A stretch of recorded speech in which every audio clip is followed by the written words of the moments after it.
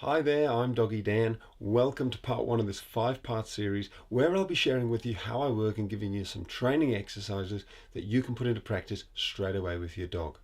But first, a big thank you for giving me this opportunity. Okay, now in this first video, we're looking at the very common issue of dogs pulling on the leash. So let's get started by looking at some simple techniques and one of my favorite exercises that you can put into practice today.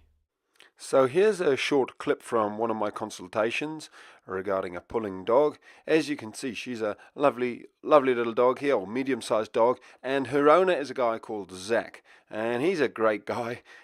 He's doing everything he can to stop this dog from pulling, but for those of you who have a pulley dog, you will know what it's like.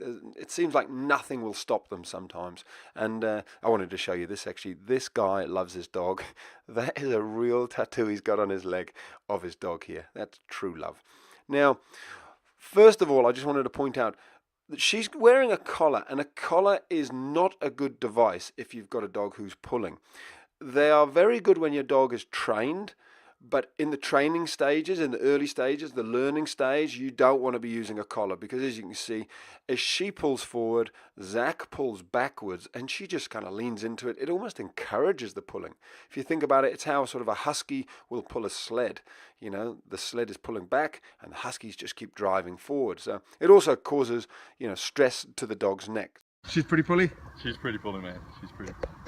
Can you stop her pulling? Oh, she's pretty good there, but she just doesn't stop. Is that right? Yeah. She just keeps on going.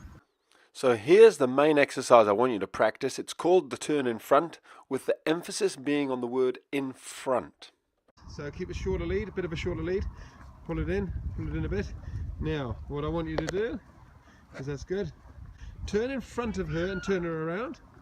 Turn in front, that's it. Turn her around, that's good. And walk down the street this way a bit, sorry. Keep her on that side. And now turn in front of her again and turn her around again. That's it. Right, now, that's good. Now walk a bit faster. So let me do a slow replay. First of all, I'm talking about the length of the leash. It's way too long. So shorten it up even more. So I'm saying to Zach, no, that's too long. He's just setting his dog up to fail with a leash that long. You want a very short leash, but you want the leash to be loose. And here's the turnaround. So his right thigh goes across the face of the dog. You actually want to turn your dog's head in that situation, get their head to turn, and then you keep your dog in the same hand, sort of keep them on your right in this situation, turn the dog's head again there, beautiful turn.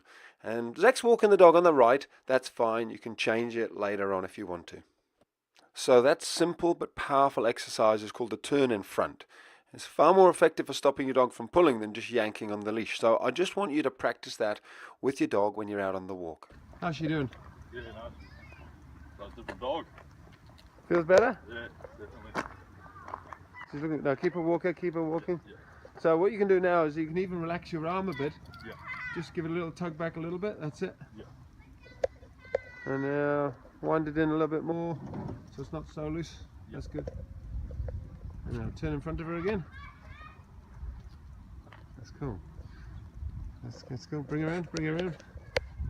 That's good, right. So I'm just going to replay that here because there's a lot of little things going on here. First of all, Zach's dog starts to go off and sniff, and he starts to let her. And I have to correct him and say, no, don't let her sniff. You don't want to let your dog to sniff whenever they want to. You must be deciding that. It's something I'll go into more. I call it the structured and the social walk. The other thing, though, is how long the leash is. Look, he's wound it in there a bit, but it's still too long. You see how long that leash is? It's very hard for him to relax his arm. Look how high his arm is.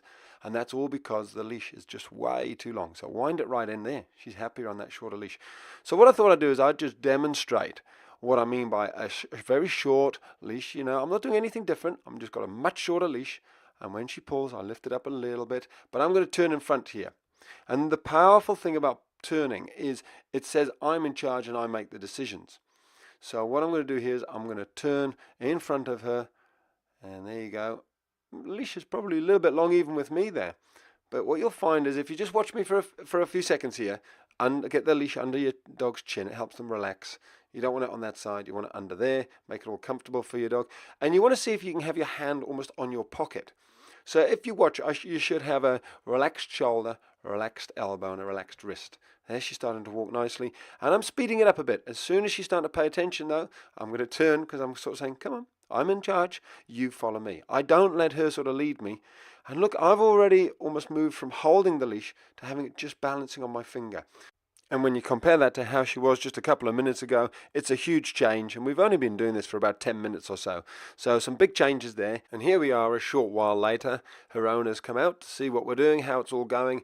And it's brilliant, because before, she was actually struggling to walk her on the leash. But as you can see now, no trouble at all. They're working really well together. So let me just summarize what we've gone through. First of all, that very, very powerful but simple exercise, the turn in front. You turn in front of your dog like this, and that says to them, I'm in charge. Get back. Now, if you want to carry on going in the same direction, you obviously have to do 2 of those. That's beautiful. Now, the second thing is a short leash. You don't want a long leash. You want it nice and short, but loose, just like we have here. That stops the dog from being able to change sides and wander off and do their own thing. The third thing is you want to be able to have a nice relaxed shoulder, elbow, and wrist. So effectively, with that short leash, your hand should be able to relax nicely on your pocket. Even if you turn your dog around, you shouldn't have to be lifting your arm up high in the sky. It should be down by your side like it is here. So there you go, a couple of tips and a very powerful exercise. Now, when it comes to pulling on the leash, the stuff I've shown you here is great, but it's also crucial that you've convinced your dog inside the house that they should be listening to you and following you. Because dogs who think they're in charge will always lead, and they lead from the front, not the back. Put another way, if they aren't obedient inside the house, you'll probably struggle outside on the walk, so bear that in mind. Now, in tomorrow's video, we're going to be working with a very, very cute little puppy named Jock, who's a lot of fun to watch, so make sure you tune in. Until then, take care and love your dog.